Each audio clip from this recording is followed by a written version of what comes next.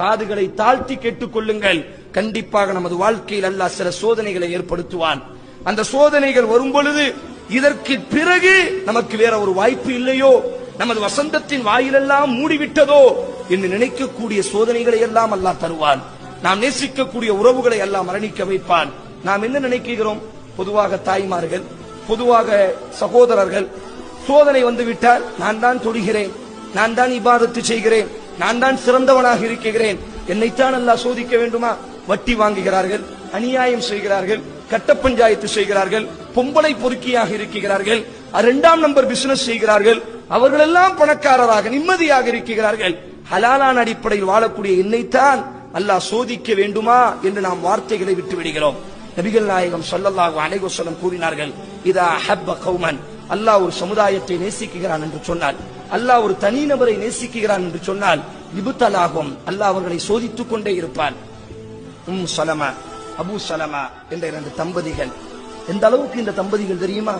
மக்காவை சார்ந்தவர்கள். இந்த 2 நபர்களுமே கணவன் மனைவியாக வாழ்ந்து கொண்டிருக்கும் பொழுது நபிகள் நாயகம் ஸல்லல்லாஹு அலைஹி வஸல்லம் இஸ்லாத்தை பரப்புகிறார்கள். இந்த 2 நபர்களுமே ஒன்றாக இஸ்லாத்தில் இணைந்து கொள்கிறார்கள். 2 நபர்களுமே ஒன்றாக அபிசீனியாவிற்கு ஹிஜ்ரத் செய்தார்கள். 2 நபர்களுமே மக்காவிற்கு திருப்பி ஒன்றாக வந்தார்கள்.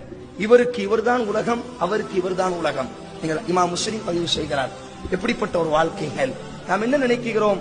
சில சோதனைகள் வரும் பொழுது வார்த்தைகளை விட்டு விடுகிறோம். சில சோதனைகளின் பொழுது அல்லாஹ்வை விட்டு நம்பிக்கை இழந்து விடுகிறோம்.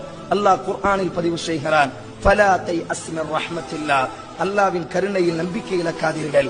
இன்னஹு லா யயஅஸ் மிர் ரஹ்மத்தில்லாஹ் இல்லல் கௌமுல் காஃபிரீன், இறை மறுப்பாளர்கள் மட்டும்தான், நாத்திகர்கள் மட்டும்தான் அல்லாஹ்வின் அன்பின் நம்பிக்கை இழப்பார்கள். அல்லாஹ் நம்மை கைவிட்டு விட்டான், அல்லாஹ் நமக்கு உதவி செய்ய மாட்டானா? நமது தாய் மரணித்து விட்டால், நமது குழந்தை மரணித்து விட்டது, நமது கணவர் மரணித்து விட்டார், இதற்கு பிறகு நமக்கு வாழ்க்கையே இல்லையா என்று நாம் யோசிக்கக்கூடிய பல தருணங்கள் நமது வாழ்க்கையில் வரலாம். காரணம், ஒரு முஃமினினுடைய வாழ்க்கை அல்லாஹ் சோதித்துக் கொண்டே இருப்பான். இமாம் முஸ்லிம் பதிவு செய்கிறார்கள், நபிகள் நாயகம் ஸல்லல்லாஹு அலைஹி வஸல்லம் சொன்னார்கள், ஒருவன் மூமினாக அவன் தன்னை இணைத்துக் கொண்டால் அவன் மரணிக்கக்கூடிய வரை அவனுடைய உடம்பிலும் உயிரிலும் பொருளிலும் குடும்பத்திலும் அல்லாஹ் சோதித்துக் கொண்டே இருப்பான். யார் அந்த சோதனையை பின்பற்றி பொருந்திக் கொள்கிறார்களோ அவர்களுக்கு அல்லாஹ் சொர்க்கத்தை வாக்கு தருகிறான். எவன் அந்த சோதனையை விட்டும் தன்னை புறந்தள்ளி விடுகிறானோ, அந்த சோதனையின் பொழுது எவன் மனதளவில் தளர்ச்சி அடைந்து அல்லாஹ்வின் பக்கம் நம்பிக்கை இழந்து விடுகிறானோ, அல்லாஹ் இந்த உலகத்திலும் அவனை சோதனையால் பிடிப்பான், நாளைக்கு மறுமையிலும் அல்லாஹ் அவனை பிடிப்பான் என்பதாக நபிகள் நாயகம்